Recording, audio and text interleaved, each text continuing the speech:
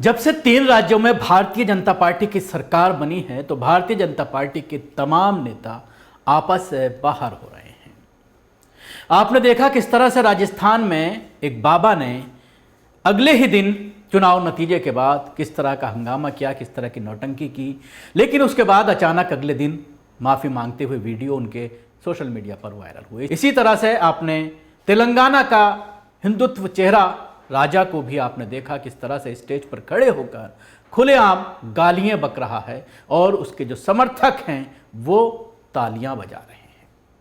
और उसके साथ ही इस तरह की वीडियोस लगातार सामने आ रही हैं जिसमें मुसलमानों को निशाना बनाया जा रहा है और नॉनवेज को लेकर भी कहीं ना कहीं इन तमाम राज्यों में एक बार फिर से मुसलमानों की लिंचिंग की पूरी योजना बनाई जा रही है। आपने 3 तारीख को जब रिजल्ट आया उसके अगले ही दिन जयपुर में जो कुछ हुआ वो सबने देखा कि किस तरह से बाबा के समर्थक मुसलमानों को गालियां देते हुए नजर आए, नॉनवेज के होटलों पर हंगामा करते, मुसलमानों को धमकाते, पुलिस को धमकाते, नगर निगम के लोगों को धमकाते हुए लोग नजर आए।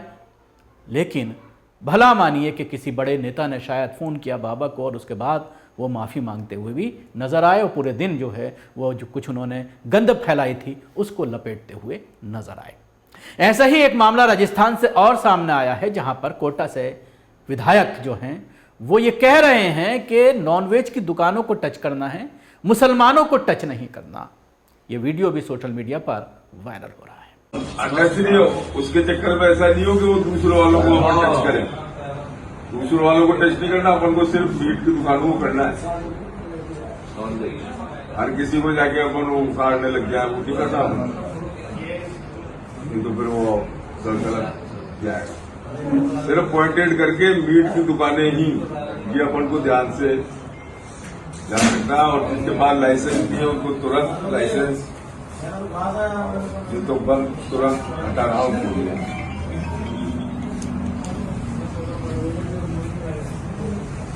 तो देखा आपने इस वीडियो के जरिए, लेकिन कहीं ना कहीं सबसे बड़ा सवाल यह खड़ा होता है कि इन तमाम हालात में ज़रूरत इस बात की है कि मुसलमान क्या करें। ये भी समझने की ज़रूरत है कि मुसलमानों को ऐसे हालात से निपटने के लिए किस तरह की रणनीति अपनानी चाहिए। सबसे बड़ी बात, जो होटल्स हैं या गोश्त की जो दुकानें हैं उनको अपने लाइसेंस पर ध्यान देने की ज़रूरत है और ये बहुत पहले से कर लेना चाहिए था। जिन लोगों ने अभी तक अपने इस तरह की दुकानों के या होटलों के नगर निगम से लाइसेंस नहीं बनवाए हुए हैं वो उसकी औपचारिकताएं पूरी करें, ताकि जब इस तरह के लोग, अभी शपथ नहीं लिया है मुख्यमंत्री ने,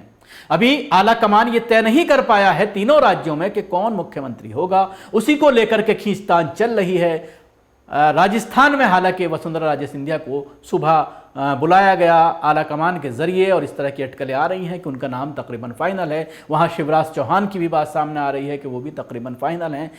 इसके साथ ही जो तीसरा राज्य है छत्तीसगढ़, वहाँ की भी अभी बात चल रही है, लेकिन फाइनल स्टेज कुछ नहीं हुआ है, नाम का ऐलान नहीं किया गया है। उससे पहले ही इन लोगों ने जो है पूरा हंगामा करना शुरू कर दिया है। तो ऐसे में ज़रूरत इस बात की है कि नियमों को जानें और उसके अकॉर्डिंग अगर किसी के पास लाइसेंस नहीं है तो नगर निगम से संपर्क करें और अपने कागजात को पूरा करें, ताकि जब इस तरह का हंगामा करने भीड़ आए तो अधिकारियों को या पुलिस को इस तरह की चीज़ें कि उनके पास बाकायदा पेपर हैं, उसका लाइसेंस है और जो औपचारिकताएँ हैं कि दुकान के अंदर फ्रीज होना ज़रूरी है, कर्टन लगा होना ज़रूरी है, पर्दा होना ज़रूरी है, खुले में जो स्टॉल्स चलते हैं, ऐसे जो खुले में लोग काट करके बेचते हैं, उसको लेकर के ज़रूर नियम बनाए हुए हैं, उन नियमों को पालन करने की ज़रूरत है।